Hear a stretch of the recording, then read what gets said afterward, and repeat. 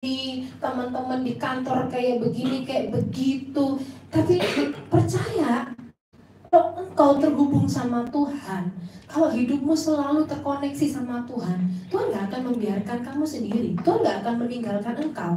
Di Amsal 23 ayat 18 dikatakan, karena masa depan sungguh ada dan harapanmu tidak akan hilang. Di ayat yang tadi kita kembali ya, di Kejadian 12 ayat yang ke-7 dan ayat yang ke-8. Kejadian 12 ayat yang ke-7 dan ayat yang ke-8. Kita mau lihat sama-sama. Ketika itu Tuhan menampakkan diri kepada Abram dan berfirman, aku akan memberikan negeri ini kepada keturunanmu. Maka didirikannya di situ mezbah bagi Tuhan yang telah menampakkan diri kepadanya. Kemudian ia pindah dari situ ke pegunungan di sebelah timur, Betel dan bla bla bla. Amin. Nah, ini saya mau tekankan di sini ya. Di ayat yang ke-7 dikatakan, maka didirikannya di situ mezbah bagi Tuhan yang telah menampakkan diri kepadanya. Abraham membangun mezbah, mendirikan mezbah. Artinya Abraham itu mau terus terkoneksi sama Tuhan, mau terus terhubung sama Tuhan. Makanya kalau kita lihat kisah hidup Abraham ya selanjutnya ya, bagaimana Abraham itu mengalahkan raja-raja di timur ya, bagaimana Abraham itu semakin besar, ternaknya semakin banyak, semakin kaya, semakin sejahtera. Itu semua karena apa? Karena dia itu selalu membangun hubungan dengan Tuhan. Dia gak pernah meninggalkan koneksinya dengan Tuhan. Kalau kita mau hidup kita berjalan bersama dengan Tuhan, jangan lupa, ayo bangun mezbah.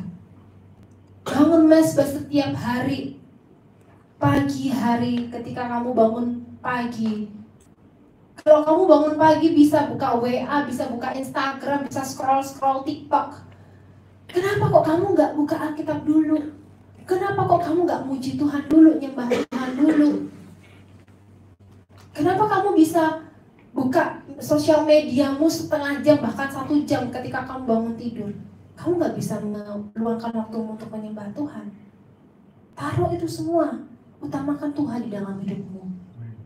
Utamakan Tuhan.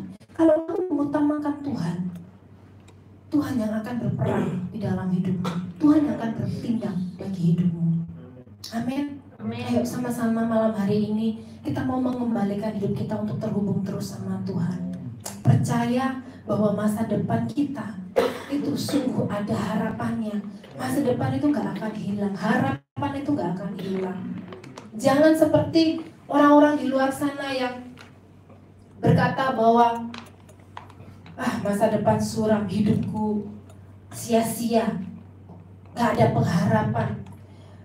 Banyak kali ya kita akhir-akhir ini kita mendengar berita tentang bunuh diri. Sungguh itu sangat menyayat hati saya. Ketika saya mendengar berita-berita bunuh diri Bapak Ibu itu, saya bertanya-tanya sama Tuhan, kenapa kok anak-anak ini masih muda-muda mereka? Masih sangat muda, masih belasan tahun, 18, 19 tahun. Kenapa kok sampai mereka menyerah? Satu, karena mereka gak punya harapan di dalam Tuhan. Yang kedua, karena mereka gak mau terus terhubung sama Tuhan. Mereka merasa hidupnya sendiri. Udah gak ada harapan lagi, gak ada masa depan lagi. Udah cukup sampai di sini masa depan. Gak ada.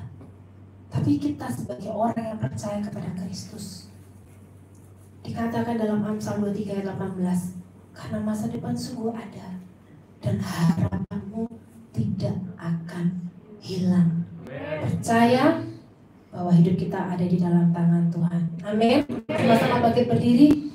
Kita mau naikkan satu pujian.